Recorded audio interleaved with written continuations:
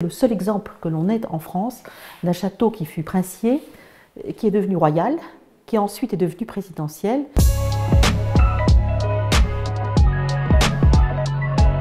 Je suis à la tête d'une équipe de 25 personnes à peu près. Je travaille pour le Centre des Monuments Nationaux, qui est le premier opérateur de l'État, ministère de la Culture, et qui ouvre au public un réseau de plus de 100 monuments répartis dans toute la France et de toute époque, avec un principe très particulier qui est que les gros monuments font vivre des plus modestes, c'est-à-dire que l'Arc de Triomphe, les recettes de l'Arc de Triomphe permettent d'ouvrir le château de Rambouillet. J'ai été nommée ici pour conduire un projet qui était assez nouveau, qui consistait justement, après l'abandon de Rambouillet comme résidence présidentielle, d'ouvrir au public ce château, donc avec un contenu de visite complètement nouveau. Et force est de constater qu'il y a un attrait très fort du public pour cette histoire présidentielle, parce que ce monument sera positionné de manière très singulière par rapport à d'autres châteaux. Mais en revanche, l'histoire présidentielle, c'est vraiment la caractéristique du château de Rambouillet, cette longue histoire et qui s'est perpétuée tout au long du XXe siècle et qui a été le lieu de rencontres importantes, de rencontres internationales, où s'est déroulé beaucoup de choses très importantes. Donc oui, il y a un intérêt du public qui est certain. La fréquentation a augmenté de manière significative.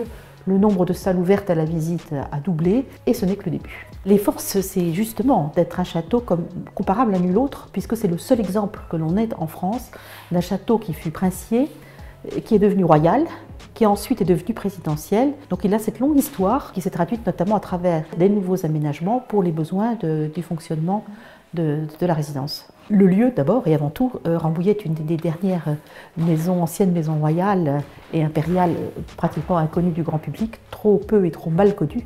Donc place pour un nouveau projet dans une résidence magnifique, à la fois bâtie mais aussi paysagère, aussi botanique, qui recèle vraiment de merveilles et qui ne sont pas encore connues du grand public. Très souvent encore, on nous dit mais oui, on vient se promener mais on n'est jamais rentré dans le château. Ah bon, vous êtes ouvert au public? On pensait que c'était une résidence présidentielle fermée. Donc oui, il y a beaucoup à faire au niveau des Yvelinois, mais aussi au niveau national pour faire connaître Rambouillet, et puis international évidemment.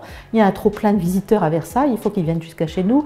Chartres n'est pas loin non plus, donc on a 2 sites du patrimoine mondial de l'UNESCO à peu près équidistants de Rambouillet. Il y a une vraie place touristique pour Rambouillet, absolument. Au patrimoine en général, je suis une passionnée de patrimoine.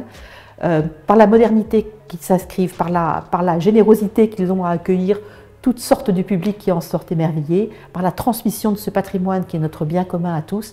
Ce sont, je pense, des termes très modernes, très citoyens, très importants dans la France d'aujourd'hui, et que les Français s'approprient véritablement, comme on a pu le voir récemment avec Notre-Dame, et cet élan de générosité qui a été vraiment inattendu. Personne n'aurait pu imaginer évidemment que Notre-Dame brûlerait un jour, mais aussi qu'il y aurait cette ferveur française d'abord, internationale ensuite. Je suis entrée à ce qui était autrefois la Caisse nationale des monuments historiques et des sites, ça fait un peu lointain, mais c'était l'ancien nom de cet établissement, encore une fois d'un genre un peu particulier. Très vite j'étais en centrale, si vous voulez, et très vite ce qui m'a intéressée, c'est d'aller dans les monuments à la faveur d'une réorganisation qui crée des postes d'administrateurs dans les monuments. Et donc mon premier poste a été comme administrateur adjoint au château de Chambord, qui était alors dans le réseau du CMN, où je suis restée 9 ans. Ça, c'était vraiment une expérience enthousiasmante, très riche. Et je suis ensuite partie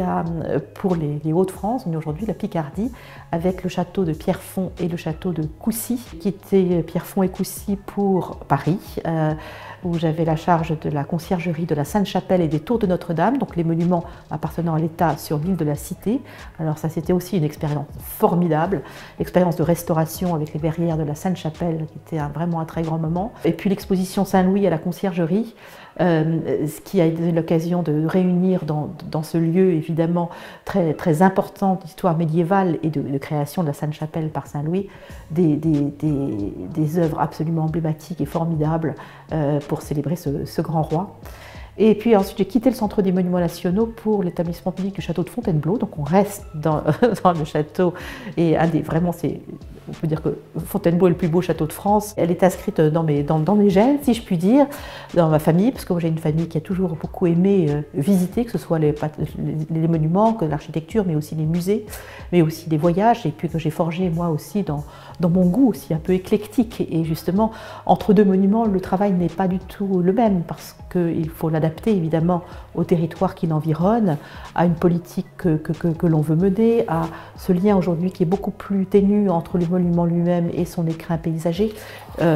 Donc c'est vraiment important. Et la première importance pour moi, c'est véritablement que les habitants s'approprient le lieu.